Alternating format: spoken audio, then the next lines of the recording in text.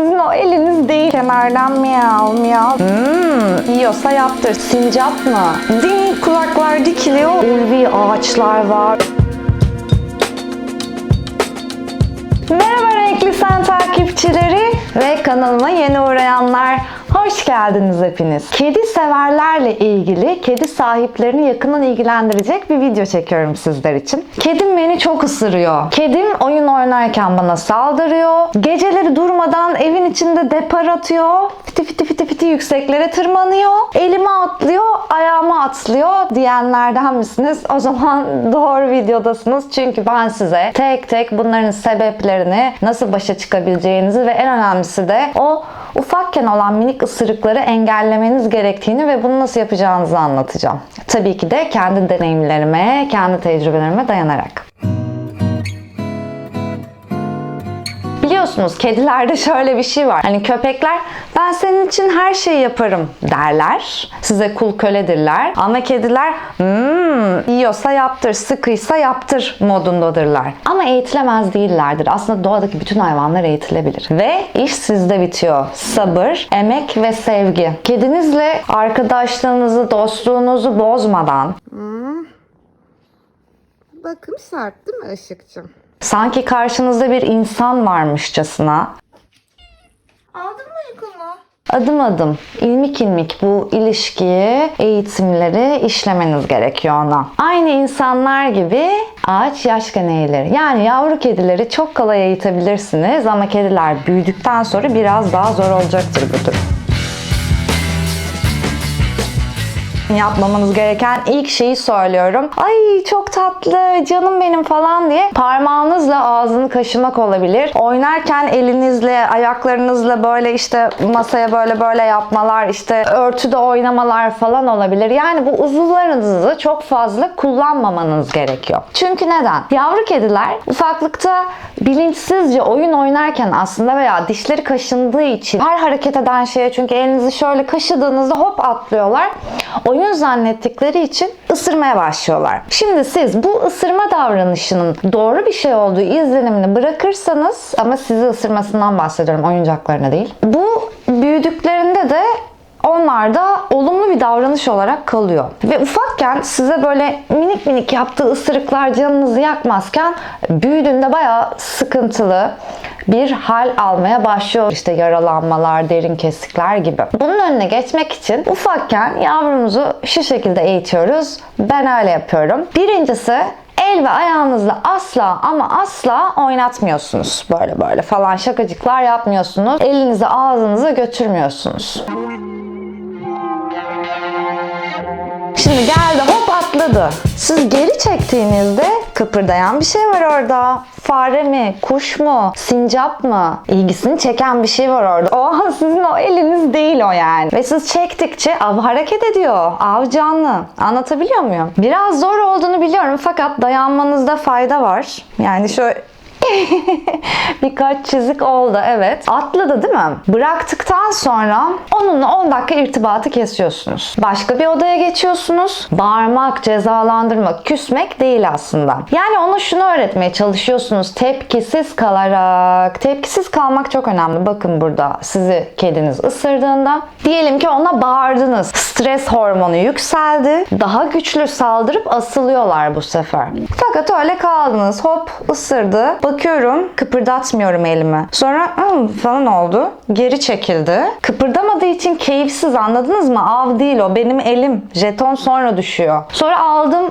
kahvemi, arka odaya geçtim. Göz temasından kaçındım onunla. O da dedi ki içeride, ben doğru bir şey yapmıyorum galiba şu an. Sahibimin elini ısırarak, onu kaybediyorum. Şu an yalnız kaldım dedi ve masanın altına girdi, uyudu. Çok abartmayın ama bu durumu, yani kin gütmek anlamında veya cezalandırmak olarak değil. Yani canınızın yandığını, doğru bir şey yapmadığını ve yalnız kalacağını eğer hep böyle yaparsa anlatmak adına tepkisiz kalabilirsiniz diye bir çözüm öneriyorum. Oyun oynamanız gerçekten çok önemli ama doğru şekilde oynamanız gerekiyor. Yani 5 dakika oynadım bıraktım değil. En az bir 10-15 dakika, hatta biz Işık'la yarım saat oynuyoruz çünkü dediğim gibi gerçekten çok serseri. Gece 12 dedim mi ding kulaklar dikiliyor, avcılık içgüdüsü geliyor. Hemen başlıyor, koşuyor evin içinde falan. Diyorum ben bugün herhalde az oynadım. Bir de o var. Gün içinde belirli periyodiklerde oyunlar oynamanız gerekiyor. 2 ya da 3 saat belirlemeniz ve o saatlerde oyun oynamanız çok önemli. Çünkü kediler rutinlerden hoşlanıyor. Örneğin mesela öğlen 12'de, sonra 3'te ve akşam 8'de oyun saatimiz var. 15 dakika, 20 dakika, 15 dakika gibi. Şimdi attınız, yakaladı avını, oynadınız. Ona ödül vermeniz, yemek vermeniz gerekiyor. Çünkü kediniz avcılık dürtüsünü, o cycle'ı tamamlaması gerekiyor. Onu şu şekilde pekiştirmeniz lazım. Oyun oynadım, avladım, avımı yakaladım, yemeğimi yedim, yalandım ve uyudum. Mutluyum, rahatım, sahibim de yanımda. Dolayısıyla gün içinde siz onunla ne kadar vakit geçirip aslında enerjisini atarsanız gece sapıtmaları bir ölçüde o kadar azalıyor. Aynı zamanda da sizi ısırması, o fazla yoğun atmak istediği enerji birazcık absorbe oluyor. Avcılık dürtüsü birazcık evin içinde bastırılıyor. Tipi oyuncaklarla oynatıyorsunuz ki ucunda sapı olduğu için ve eliniz uzakta kaldığı için oyuncağa odaklansın ve elinizin oyuncak olmadığını anlasın. Asla lazerle oynatmıyorsunuz. Şimdi bunun sebebini söyleyeceğim. Kedilerde ne var? Avını izle, avla, ondan sonra avını mideye indir, yalan ve uyu. Lazerle onu oynattığınız zaman avını izliyor. Koştu, avını yakalayamadı. Ve avlanma dürtüsü yarım kalıyor. Ve bu onda sinir, stres yapıyor. Ve dolayısıyla en yakın çevresinde siz olduğunuz için ondan sonra gelip hop sizi av olarak görmeye başlıyor. Av verebilirsiniz ama gene de tatmin edecek midir? O her kediden kediye göre değişir, bilmiyorum.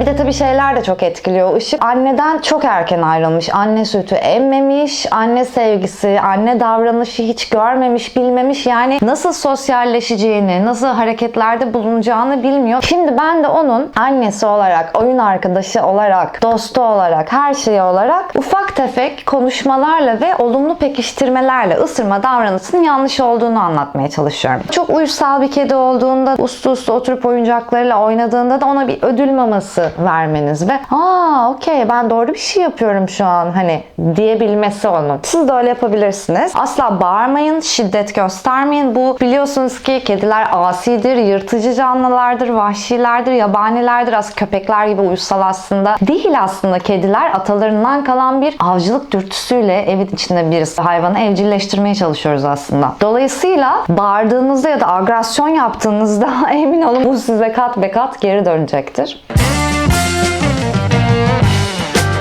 Mesela Işık daha çok atmalı getirmeli şeyleri seviyor. Biraz köpek gibi. Küçük topu var böyle yumuşak. Hem dişlerini kaşıyabiliyor hem onunla yerde yuvarlanabiliyor. Ben onu atıyorum. Ağzını alıyor getiriyor. Bir de faresi var öyle. Fareyi de atıyorum. Hatta geçen gün içine ödül maması koydum farenin. Attım onu. O bayağı böyle 40 dakika falan kendi başına oynadı. Böyle bulmaca oyunları da oynayabilirsiniz. Zekasını geliştirebilir. Aynı zamanda stresini atmasını da sağlayabilirsiniz. Bunun dışında dişini kaşıyabileceği oyuncaklar var. Ben avokado aldım mesela ona. Dişi kaşığının da elim yerine tercih ettiği oyuncaklarından biri mesela. Böyle opsiyonlar sunduğunuz zaman kendi dişini kaşımayı öğrendiğinde sahibini ısırmamayı, sahibinle oynarken eline koluna saldırmamayı da öğreniyor aslında yavaş yavaş. Ama lütfen ona dediğim gibi bağırmak, şiddet, ceza, yemeğini vermemek, bir odaya kapatmak gibi şeyler yapmayın. O zaman bayağı işiniz zorlaşır. Çünkü kediler ne kadar böyle tatlı tatlı, şirincik olsalar da çok başlarına buyruklar, vahşiler, avcı ruhlular ve bence balık hafızalı dense de bence unutmuyorlar. Yani inanın ki bir kediyle hiç didişmek istemezsiniz.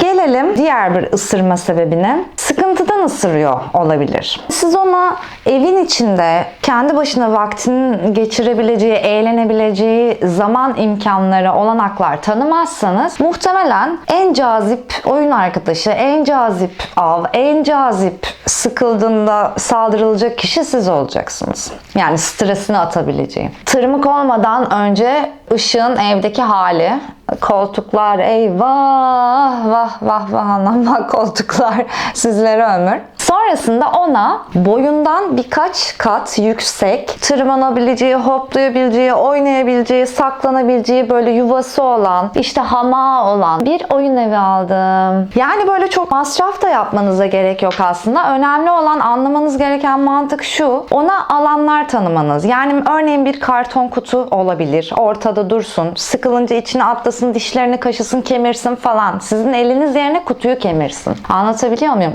Opsiyon, seçenek.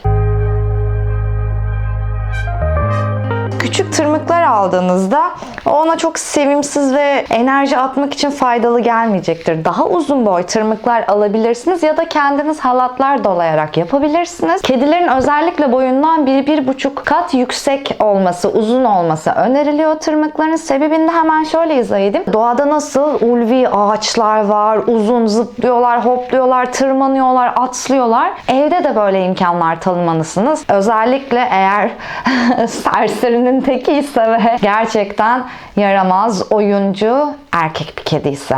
Erkekler dişiler de çok fark ediyor. Hemen birazdan ona da değineceğim. Tırmık boyundan uzun olacak. Ona gerinecek ve zıplayarak gerine boyundan yükseğe tırmıklayacak. Dolayısıyla enerjisini bir nebze de olsa atacak. Bunları bu şekilde yaparsanız ısırmaları her geçen gün biraz daha azalacaktır.